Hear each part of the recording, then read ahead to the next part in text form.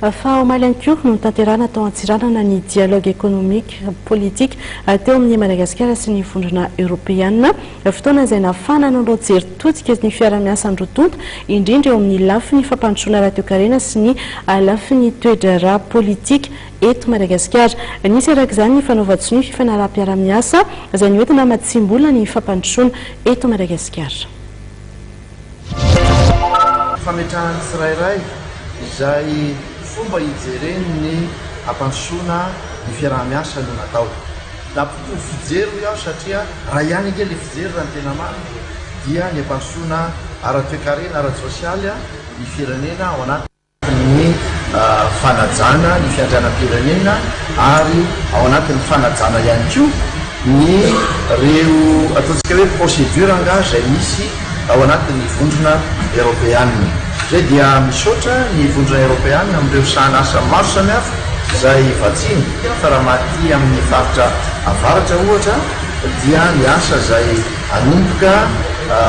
amin'ity taona ity zany dia ny fanamboarana ny lalana ambanja makaty amin'ny renivohitry ny Antsirana ny Debo zany. Zany dia tena zavatra bezabe zany misy fiaraha-miasa efatra nosiniavina teo araka ny nambarin'Andriamatoa ambassadeur teo ny anankiray eo amin'ny 20 tapitrisa eo le izy euro ary ny anankiray zany eo amin'ny 70 million ka ireo dia masahana lalana masahana ny resaka fitantanana nefa masahana indrindrindra koa ny lafiny fambolena zavatra tena ngeza be zany satria mivelatra mihitsy amin'ny vahoaka izany asa izany ka tamin'ny kitsipozy no nijerena an'izany nijerena daholo zany hoe inona moa zany mifanamby izay mipetraka eo alohana tsirairay na eo mivondrona européenne zany satria azadiny fa ny vahoaka européenne zany ao anatin'ny vondrona européenne no mamatsy ny vola amin'ny ankapobeny ny vola zay hoetiny indrindra ao anatin'ilay atsika hoe 11e feby